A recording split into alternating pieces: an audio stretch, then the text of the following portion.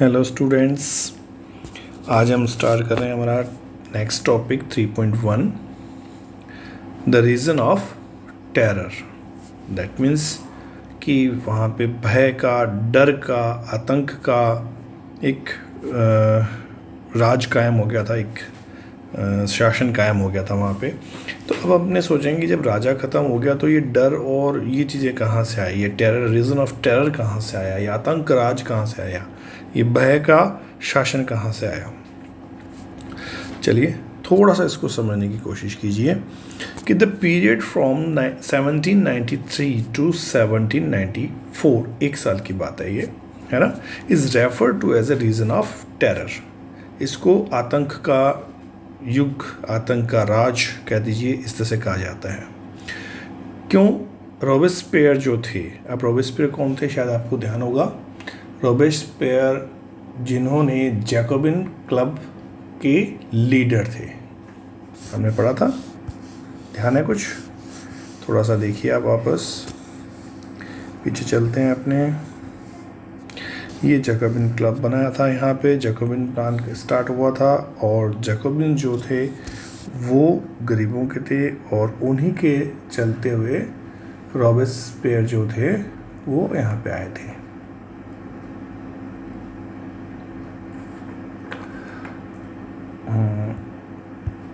I think ये रहा, इसमें यहाँ पे ये रहे, है ना। The member of the Jacobin Club belonging mainly to the less prosperous section of the society, गरीब लोगों के ये लोग थे, इन्होंने जैकोबिन क्लब बनाया था। ये स्टेप्स पहनना स्टार्ट कर दिया था इन्होंने, जो धारीदार पैंट है वो पहनना स्टार्ट कर दिया था, और इनके लीडर जो थे मैक्सिमिलियन रॉबेस्पियर थे, और इन्होंने ये पूरा जैकोबिन क्लब जो है वो फेमस होना स्टार्ट किया था। अब इसी की बात कर रहे हैं, इन लीडर्स, इसकी लीडरशिप में बाद में वहाँ पे गवर्नमेंट फॉर्म हो गई थी, है। तो जो रॉबेस्पियर थे, रॉबेस्पियर ने क्या किया, follow the policy to serve control and punishment. उन्होंने एक पॉलिसी बनाना स्टार्ट किया। क्या पॉलिसी बनाना स्टार्ट किया उन्होंने? कि कंट्रोल किया जाए लोगों को, जो नहीं माने उन्हें पनिश किया जाए, ठीक है। इस तरह से डरा के उन्होंने काम, जो चीज़ें हैं वो लागू करना स्टार्ट किया। All those whom he saw as being enemies of the republic, जिसमें भी थोड़ा बहुत भी उसको लगता था कि वो रिपब्लिक के खिलाफ है, गणतंत्र के खिलाफ है, लोगों के, पब्लिक के राज के खिलाफ है, वो उसको दुश्मन की नज़र से देखता था। चाहे वो नोबल्स हों, चाहे वो क्लर्जी हों, चाहे वो मेंबर हो किसी और अदर पार्टीज़ के, even member of own his own party who did not agree with his method. अब कई बार उनके खुद की पार्टी के जो लोग थे वो भी उनके साथ एग्री नहीं होते थे, उनके काम को देख के, उनकी कार्यशैली को देख के, उनके तरीके को देख के। तो इन सभी लोगों को क्या करता था, जो उनको लगता था कि ये रिपब्लिक के खिलाफ है, उनको वो गिरफ्तार करके जेल में डाल दिया जाता था, और एक कोर्ट बनाया उसने, वो अरेस्टेड, ये सारे अरेस्ट किए थे, जेल में डाल दिए जाते थे, और एक रिवोल्यूशनरी ट्रिब्यूनल बनाया, एक कोर्ट बनाया उसने, ट्रिब्यूनल बनाया, और उसके पास उसकी सुनवाई होती थी। If the court found them guilty, they were, क्या किया जाता था, उनको गिलोटिन या गिलोटोनाइट किया जाता था। गिलोटाइट क्या है? ये गिलोटिन जो है एक तरीका का एक उन्होंने सिस्टम बनाया था, जैसे फांसी देते हैं, फांसी का तख्ता होता है, फांसी की एक टेबल उसमें बनाई जाती है, तैयार किया जाता है, वैसे गिलोटिन इज़ ए डिवाइस, एक डिवाइस थी जिसमें दो पोल होते हैं, और बीच में एक बहुत बड़ा भारी हैवी सा एक ब्लेड लगा होता है, आप कह सकते हो तलवार टाइप से, बहुत बड़ा कुल्हाड़ी का जैसे आता है, वो जो शार्प एज है उस टाइप से, तलवार जैसे, इस टाइप से बड़ी सी एक वो लगी ब्लेड लगा होता है, और गर्दन रख के बंदे की गर्दन को तेज़ी से ऊपर से आता है, वो काट देता है एक ही झटके में, उसको गर्दन अलग और उसका बाकी शरीर, धड़ जो है वो अलग हो जाता है। और इसको नाम दिया गया था गिलोटिन, जिसने इसको इन्वेंट किया था उसके नाम पे, गिलोटिन के नाम पे ही इसको गिलोटिन कहा जाता है उसके अंदर। तो उस पर चढ़ा के इसका सिर काट दिया जाता था लोगों का, अगर उसको दोषी पाया जाता था। कुल मिला के ये है कि यहाँ पे जो रॉबेस्पियर था वो एक तरह से निकला तो लोअर क्लास से था, लीडर बना, जैकोबिन्स ग्रुप बनाया उसने, उनका लीडर बना, फिर ऊपर तक पहुँचा, असेंबली के अकॉर्डिंग लीडर था वो, और वो सारी गवर्नमेंट चला रहा था, लेकिन वो एक तरह से तानाशाह टाइप से बन गया, सारी पावर्स उसके पास उसने ले ली थी। अब जो Robespierre government issued law placing a maximum ceiling on wages of price. उसने क्या किया, जितनी भी मजदूरी थी, जो वेजेस थे मजदूरों की, उनको और चीज़ों के जो दाम थे उनको एक मैक्सिमम सेलिंग प्राइस उन्होंने रख दी वहाँ पे, कि सीलिंग कर दी प्राइस की, दैट मीन्स सीमा कर दी। सीलिंग, यहाँ पे सीलिंग का मतलब है सीमा कर देना, एक डिसाइड कर दिया, एक लिमिट डिसाइड कर दी कि MRP आप कह सकते हो, ठीक है, मैक्सिमम रिटेल प्राइस उसका रख दिया, MRP आप कह दीजिए उसको, कि एक प्राइस रख दिया कि इससे ऊपर उसका प्राइस नहीं हो सकता। मीट और ब्रेड है, उसकी राशनिंग कर दी उन्होंने कि पर पर्सन इतना मिलेगा, ठीक है। पीजेंट्स जो थे, जो किसान थे वहाँ पे, उनको जो अपना उनका अनाज होता था, जो उनकी फसल होती थी, उनको शहरों में ले जाकर सरकार ने जो उनकी रेट डिसाइड की थी उस पर बेचने के लिए उनको बाउंड किया, उसको फिक्स कर दिया। दैट मीन्स फिक्स प्राइस के ऊपर गवर्नमेंट को उनको देने के लिए बाउंड कर दिया कि आपकी जो फसल है, जो ग्रेन है, जो भी आपने किया है, वो आपको गवर्नमेंट को इतने प्राइस पे देना पड़ेगा। The use of expensive white floor was forbidden.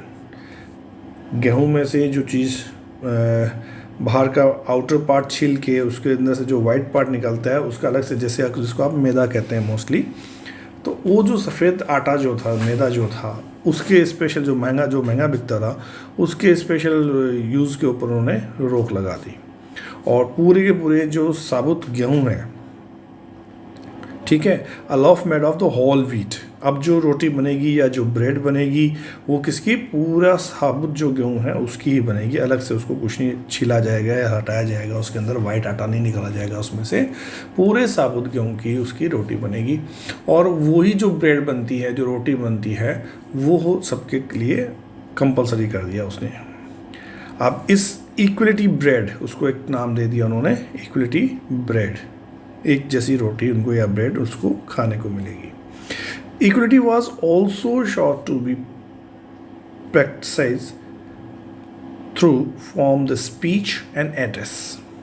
अब ये जो समानता की भावना, इक्वलिटी की भावना, इक्वलिटी की फीलिंग जो थी, खाली ब्रेड वगैरह तक सीमित नहीं रखी उन्होंने, और आगे पहुंच गए कि लोगों के जो बोलने की जो भाषा की आदत है वो भी सबके लिए बराबर होना चाहिए। जो ट्रेडिशनल वर्ड थे इंस्टीट्यूट के ऊपर, तो institute of the traditional word, जिसको सर यानी कि जो वर्ड वहाँ का था मैंसियोर, उसकी जगह उसका मतलब होता है सर, महाशय, महोदय या श्रीमान जो हम कहते हैं, तो उसके अकॉर्डिंग मानसियर एंड मैडम जो वर्ड थे, उन दोनों की जगह उन्होंने एक नए वर्ड्स देना स्टार्ट कर दिया, that is citoyen and citoyen, citoyen and citoyenne, that is citizen. दोनों का मतलब होता है सिटीज़न, मैन और वुमेन के लिए अलग अलग है, ठीक है।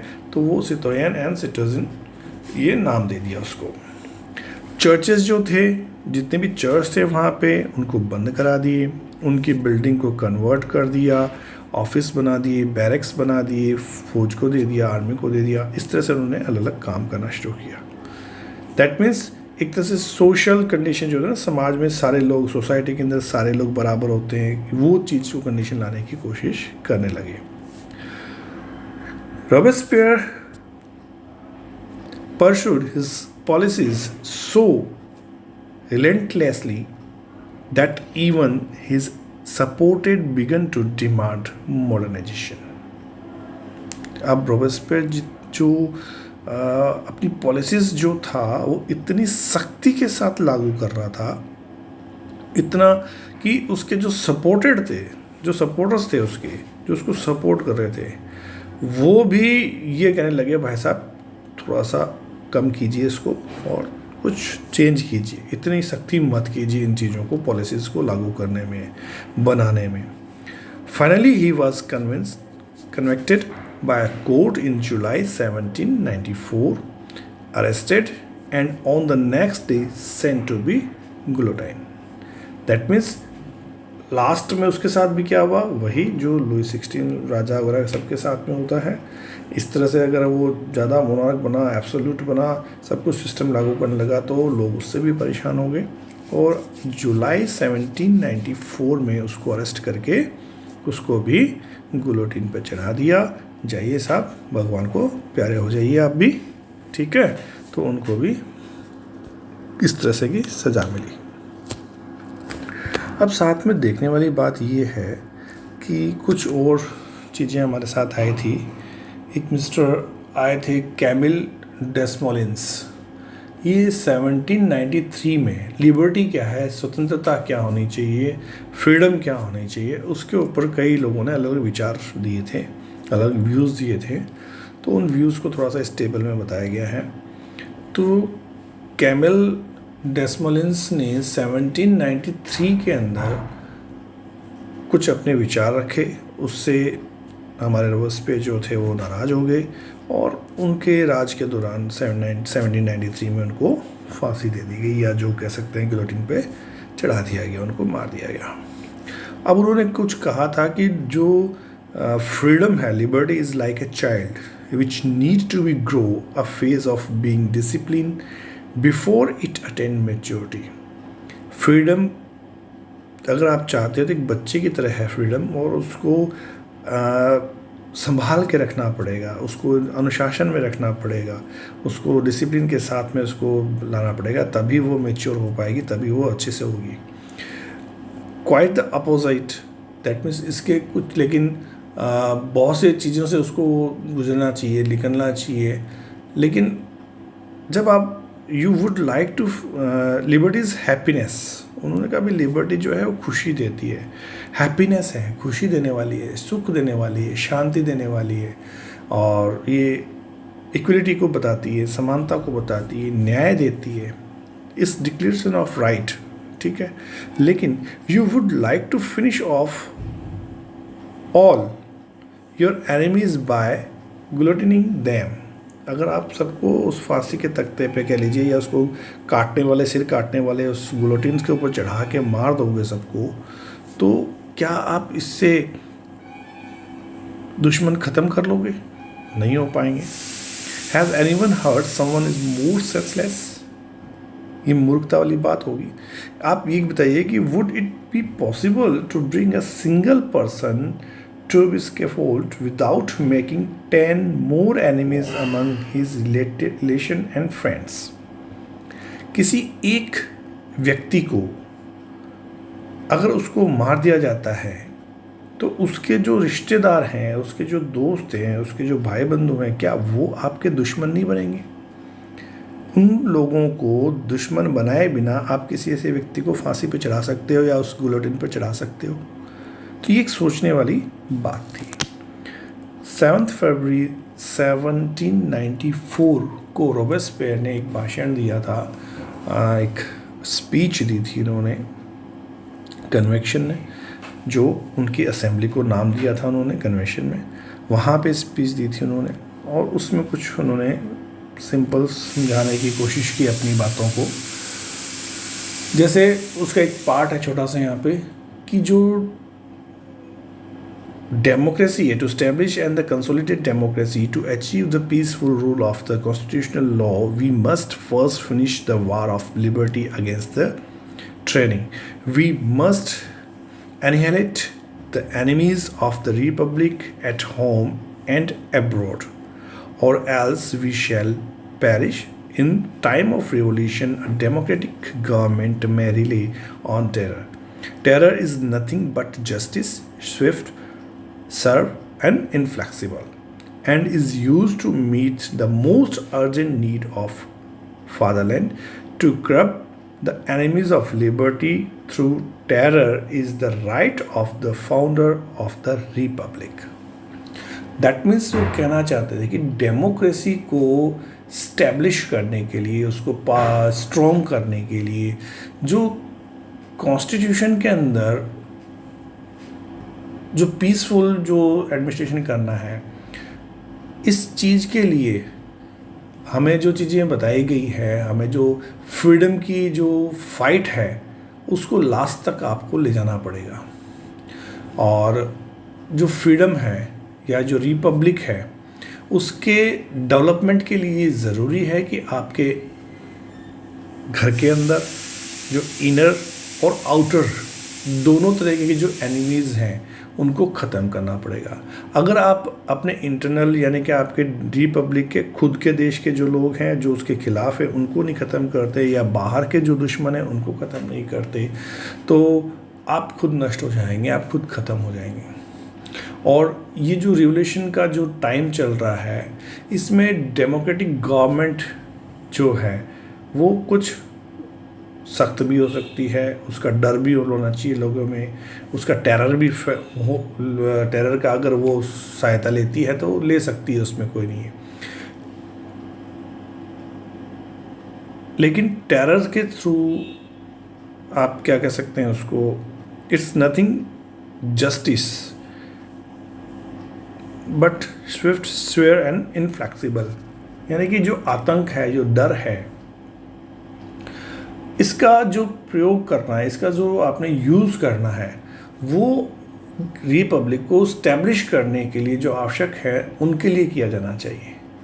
टेरर के थ्रू आप फ्रीडम चाहते हैं और अपने जो एनिमीज़ हैं उनके ऊपर लगाम कसना चाहते हैं, या आप ये चाहते हो कि उनको कंट्रोल में कर लिया जाए। और ऐसा जो रिपब्लिक का फाउंडर है उसका ये राइट होना चाहिए।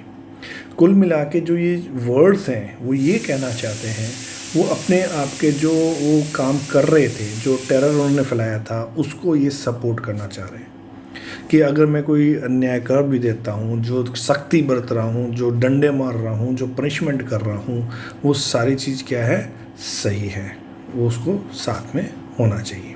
वो ये कहना चाह रहे हैं इस तरह से। एक छोटा सा टॉपिक और मैं इसमें ले रहा हूँ, इंक्लूड कर रहा हूँ, जो हमारा नेक्स्ट है 3.2 डायरेक्टरी रूल्स फ्रांस। अब जब वो हमारे रॉबेस्पियर जी को फांसी दे दी, उनको भी मार दिया गया, तो जैकोबिन सरकार ख़त्म हो गई, जैकोबिन गवर्नमेंट ख़त्म हो गई। एंड क्या हुआ, allowed the value middle class of seize power. अब जो मिडिल क्लास के जो हायर लोग थे, मिडिल क्लास में जो धनवान लोग थे, पावर उनके पास आ गई। A new constitution was introduce which deny the vote to non-propertied section of society। अब जो नया उन्होंने फिर कॉन्स्टिट्यूशन में चेंज किया, कॉन्स्टिट्यूशन में चेंज करके उन्होंने जो वोट की पावर सबको दे दी गई थी, मेल पर्सन को, उसको वापस उन्होंने उनको क्या, जिसके पास प्रॉपर्टी है, जिसके पास संपत्ति है, जिसके पास पैसा है, उन लोगों को ही वोट मिलेगा, बिना प्रॉपर्टी के उनको वोट नहीं दिया गया। और इस कॉन्स्टिट्यूशन के अकॉर्डिंग उन्होंने it provide to elected legislative councils बनाई, दो उन्होंने वहाँ पे लेजिस्लेटिव काउंसिल का उसमें प्रोविज़न किया। This then appointed at directory, और वो मिलके एक डायरेक्टरी बनाती है, न्यूज़ को अपॉइंट करती हैं, एक executive made up of 5 members. तो डायरेक्टरी को उन्होंने अपॉइंट किया और एक एग्जीक्यूटिव बनाई जिसमें 5 मेंबर्स थे। ये एक काउंसिल बना दी उन्होंने, 5 मेंबर के लेजिस्लेटिव काउंसिल्स, और वो डायरेक्टरी बनाती, ठीक है। अब this was meant a safeguard against the concentration of power in a one man executive as under the Jacobins. अब देखो यहाँ पे कॉन्स्टिट्यूशन में ये चेंज हुआ, क्या चेंज हुआ, फिर एक बार ध्यान से देखिए कि इसमें 2 इलेक्टेड लेजिस्लेटिव काउंसिल्स का प्रोविज़न किया। इन काउंसिल्स के अंदर 5 मेंबर वाली एक एग्जीक्यूटिव बनाई गई और वो डायरेक्टरी को चूज़ करती थी, ठीक है। और इसके अंदर इन्होंने ये भी ध्यान रखा कि जिस तरह से जैकोबिन में एक व्यक्ति के पास सारी पावर चली गई थी, ठीक है, और तो इस तरह से जो एग्जीक्यूटिव है अब उसके पास पावर ना जाए, इसीलिए इन्हें जो एग्जीक्यूटिव बनाई वो 5 मेंबर्स वाली बनाई, ताकि 5 लोग उसमें काम करें कम से कम। However, the director often clashed with the legislative councils. अब क्या होता था, जो डायरेक्टर्स थे उनका मोस्टली लेजिस्लेटिव काउंसिल के साथ झगड़ा होना स्टार्ट हो गया, और काउंसिल उन्हें क्या करती थी, डिसमिस कर देती थी। Then political instability of the director pave to way of the rise of military dictator. अब ये जो इंस्टेबिलिटी चल रही थी, डायरेक्टर उनको चेंज करती, लेजिस्लेटिव असेंबली उनको डिसमिस कर देती, डायरेक्टर उनकी बात नहीं मानते थे, आपस में खींचातान चलती थी। इस चीज़ का बेनिफिट क्या हुआ, एक रास्ता बन गया किसके लिए, मिलिट्री डिक्टेटरशिप के लिए। और वो कौन लेके आया था वहाँ पे, नेपोलियन बोनापार्ट। ठीक है, ये एक मतलब बेस बन गया एक तरह से। उसके बाद में जैकोबिन के रूल्स के बाद जब ये नया रूल स्टार्ट हुआ, तो इसके अंदर जो उन्होंने चीज़ चेंज हुई, उसने नेपोलियन बोनापार्ट के लिए एक चांस पैदा कर दिया वहाँ पे। और through all this changes in the form of government, the idea of freedom, of equality before the law and fraternity remain inspiring ideal that motivated political movement in France and the rest of Europe during the following century. अब जो government थी वहाँ पे, इन सभी के अंदर अलग अलग फॉर्म्स के अंदर उसके अंदर चेंजेस आने लगे, उनमें फ्रीडम की बात होने लगी, उसमें बहुत सी चेंजेस उसके अंदर आए, और वो जो आइडियाज़ थे, नए नए आइडियाज़ थे, वो उनको इंस्पायर करने लगे, मोटिवेट करने लगे, पॉलिटिकल मूवमेंट्स होने लगे। और ये एक वहाँ पे नहीं चल रहा था, उस सेंचुरी के अंदर पूरे यूरोप के अंदर ये फ्रांस के जो आइडियाज़ थे जो नए नए आ रहे थे कि मोनार्की सिस्टम हटाया, फिर जैकोबिन्स का राज आया, फिर जैकोबिन्स को हटा के डायरेक्टर्स बन गए, फिर ये काउंसिल्स बन गई, फिर ये नेपोलियन बोनापार्ट आ रहा था। तो ये जितनी भी घटनाएं जो चल रही थी, ये सारी घटनाएं क्या कर रही थी, ये जो सीक्वेंस में चल रही थी, ये यूरोप को अंदर भी इसके ऊपर बातचीत होती थी, और वो लोग भी इसके अंदर चेंजेस होने या वो देख रहे थे कि किस तरह से चेंज किए जाते हैं। तो इस तरह से ये थोड़ा सा डेवलप होना स्टार्ट हुआ।